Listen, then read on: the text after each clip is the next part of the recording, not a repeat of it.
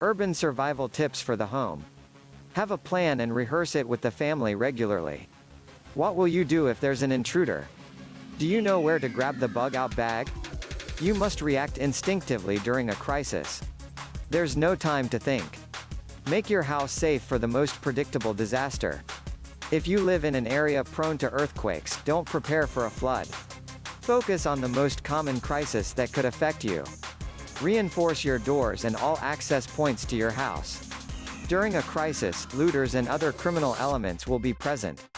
Your house should serve as a fortress that keeps you safe. Have a set of house rules that everyone needs to follow for their own safety. Knowing the different exits and checking that the doors are always locked is everyone's responsibility. Build a safe room, if you can. In the event intruders do manage to break into your house, the safe room will keep your family and you safe. During a crisis, be extra alert if a stranger comes knocking at your door.